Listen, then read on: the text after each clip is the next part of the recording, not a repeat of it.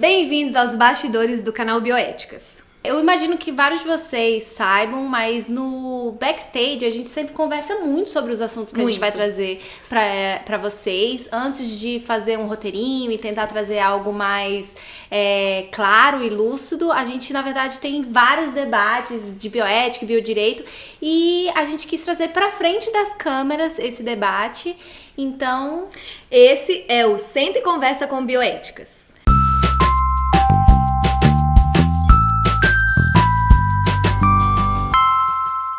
O nosso primeiro assunto vai ser sobre as gêmeas que tiveram seus genes modificados, porque tem muita coisa para falar e a primeira delas é sobre o HIV em si. O tratamento do HIV aqui no Brasil, ele é disponível pelo SUS, então ele é de fácil acesso, vamos dizer assim, gratuito e existe uma gama muito grande de tratamento atualmente. Sim. Existe o medicamento 3 em 1, que são 3 medicamentos em uma pílula só, então facilita a adesão do paciente a esse medicamento, porque é mais fácil de engolir, usar e lembrar, né?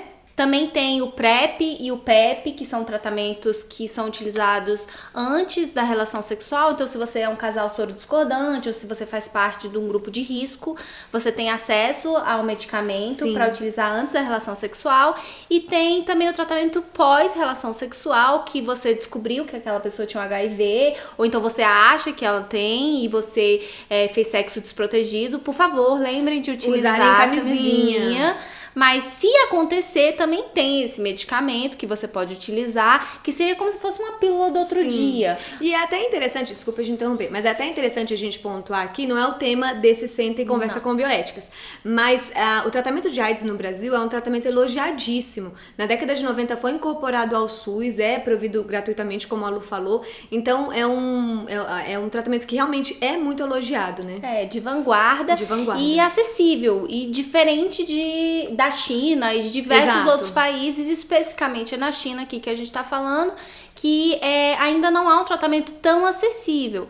Claro que há um estigma muito grande da doença que a gente tem que combater e existe tanto aqui como lá, então é importante a gente enxergar que os casais que o He Jiankui escolheram, eles estavam numa posição de vulnerabilidade muito grande.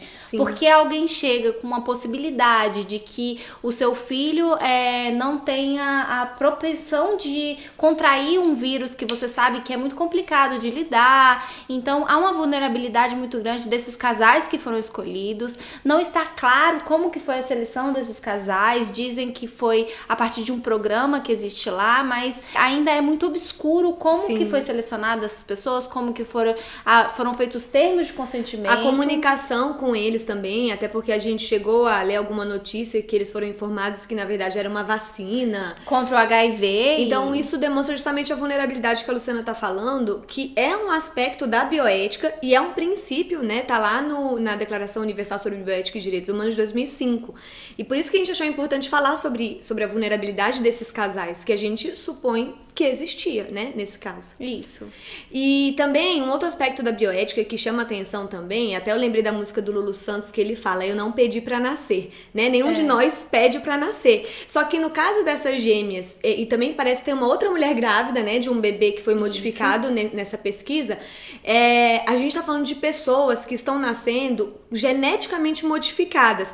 Então, como a gente comentou no vídeo que originou o Senta e Conversa com Bioéticas, a gente tá falando aqui de pessoas que não sabem com que tipo de consequências elas vão ter que lidar e uma consequência que foi imposta a elas por meio de uma pesquisa científica. Então é muito...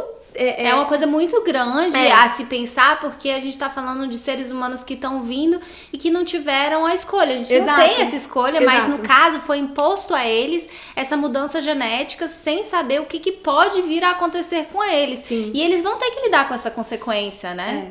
E aí lembra justamente o princípio da autonomia, né? Que também é um outro princípio da bioética, que a gente já comentou em diversos vídeos com vocês.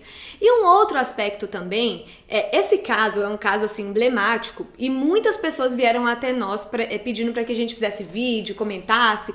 E aí uma questão também que foi levantada é se isso seria uma situação de eugenia negativa. A gente já fez um vídeo de eugenia, a gente sabe que eugenia são as alterações, as manipulações para melhoramento, né, da raça humana. Melhoramento, assim, o que se encara como melhoramento.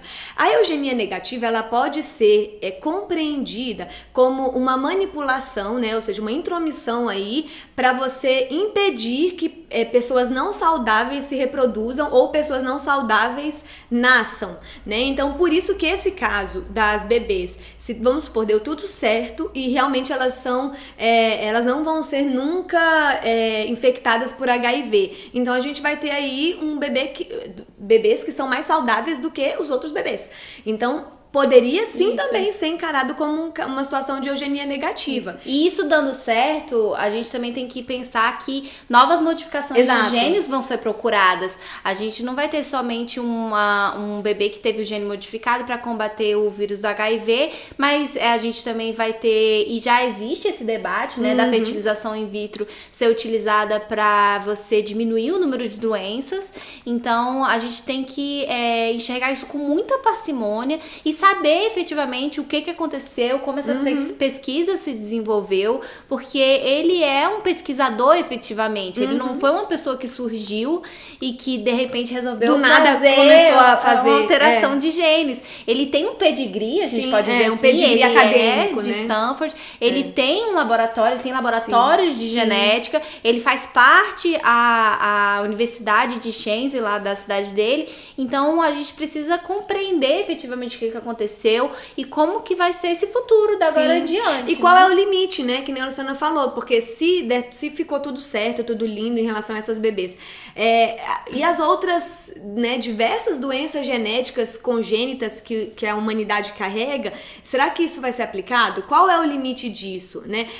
A gente tá mesmo vivendo aí talvez uma revolução dos genes, e aí gente, esse vídeo aqui pode ter um dia inteiro pra gente falar, porque até relações de trabalho, previdenciárias, sociais, elas podem começar a ser debatidas. Exato, em relação casamento, o que as pessoas vão querer ao se casarem, algum teste genético. Enfim, não tem limite. É um debate eterno. A gente queria que vocês deixassem no comentário aqui se vocês gostaram desse formato de vídeo. É a nossa primeira vez, então talvez fique um pouquinho confuso. Mas muito obrigada por ouvir a gente. Deixa o seu like, deixa seus comentários se você pensou em mais alguma coisa, algum debate mais. Algum outro conflito que a gente não trouxe aqui, algum outro elemento. Coloca aqui embaixo pra gente nos comentários. E até o próximo Senta e Conversa. Até mais!